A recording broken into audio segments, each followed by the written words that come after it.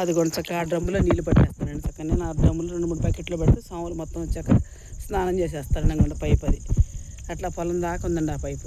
తెల్లవారుజామున ఒకరోజు వెళ్తే మామయ్య వెళ్ళి మోటార్ వేస్తారండి, తప్పితే నేను ఇంట్లో మోటార్ వేస్తానండి.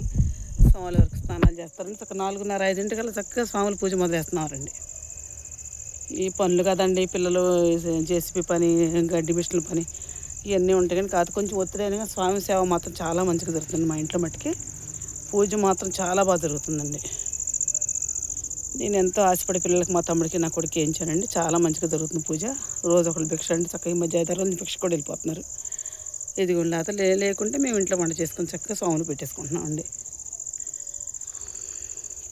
ఈ మహద్భాగ్యం కలిగినందుకు అయ్యప్ప స్వామికి నేను జన్మతః నేను రుణపడిపోయి ఉంటానండి. చూడండి ఎలా ఉందండి, వాతావరణం బాగుంది. మీకు నచ్చిన ఈ మొక్కలే, మీకు ఏమనిపిస్తుందండి ఈ మొక్కలు? మన మొక్కలు స్వాములు కూడా నీళ్ళు పడుతున్నాయి. అయ్యప్ప స్వామి మాల వేసుకున్న స్వాములు కూడా నీళ్ళు పడుతున్నారండి మన మొక్కలు. దగ్గర వేస్తారండి మొక్కలన్నింటినీ దగ్గర పెట్టేసాను. చూడండి ఎలా ఉన్నాయి మొక్కలు. కానీ పచ్చగా ఏ రోజు తులసములు మాత్రం భలేగా ఉన్నాయండి. చిన్న చిన్న తులసములు ములిసండి. ఏ రోజు పూజ, ప్రతిరోజు పూజ తులసి మొక్క ఉండాల్సిందంటండి. అవి కొంచెం చక్కగా పెంచాను, చిన్న చిన్న మొక్కలుగా కూడా పెంచాను. ఇవన్నీ మాకు తులసములు పనికి వస్తున్నాయండి. ప్రజెంట్ అయితే ఆ తులసాకులు మాత్రం రోజు 4 తీసుకెళ్ళి వేస్తున్నారండి. అక్కడెక్కడ ఎత్తురాటి మీద మన నర్సరీ దొరికిన కాడికి వేసుకోమని ఆలోచన చేసి చక్కగా 4 ఆకులు గిల్లుకొని వెళ్తూ ఉన్నారండి. వాతావరణం బట్టి చాలా బాగుంది కదండి. నాకైతే చాలా బాగా నచ్చింది ఆ మనసుకైతే.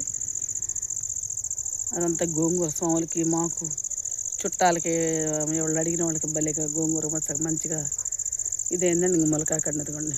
ములకాకు చక్కగా ములకాకు రసం, ములకాకు సాంబార్, ములకాకు చట్నీ, ములకాకు కూర అన్ని రకాల కంటికి ఉపయోగించి అది వాడుతూ ఉన్నామండి. ఎలా ఉందండి? మీ నచ్చిందండి మీ మనసుకి నచ్చితే ఒక లైక్ ఇచ్చేయండి. Please subscribe.